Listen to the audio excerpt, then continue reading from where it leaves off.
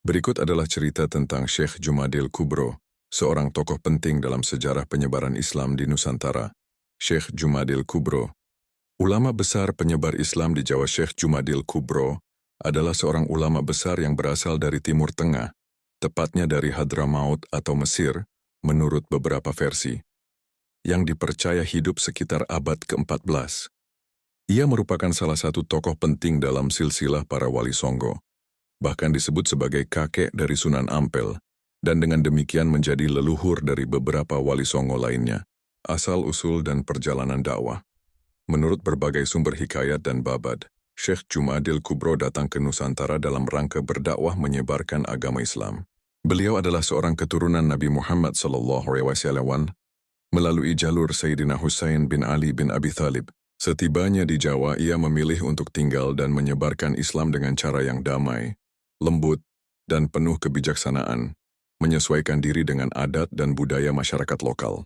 Beliau sangat dihormati karena kecerdasan, ketakwaan, dan kewibawaannya. Jejak Syekh Jumadil Kubro di Nusantara. Beberapa tempat yang dikaitkan dengan Syekh Jumadil Kubro antara lain Tuban, Jawa Timur, dipercaya sebagai salah satu tempat beliau singgah dan berdakwah. Troloyo, Trowulan, Mojokerto, terdapat makam yang diyakini sebagai makam Syekh Jumadil Kubro. Demak dan Gresik, wilayah yang kemudian menjadi pusat dakwah para keturunannya.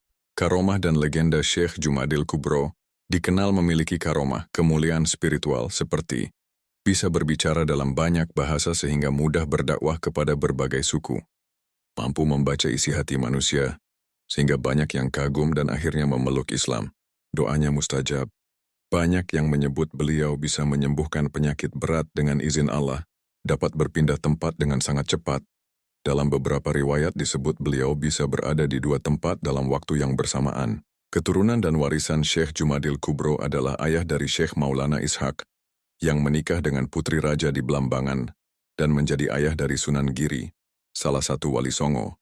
Melalui garis keturunannya inilah, dakwah Islam semakin menyebar luas ke seluruh penjuru Pulau Jawa. Wafat dan makam beliau wafat di Jawa dan dipercaya dimakamkan di beberapa tempat, namun makam yang paling terkenal adalah di Troloyo, Trowulan, Mojokerto, dekat dengan bekas pusat kerajaan Majapahit.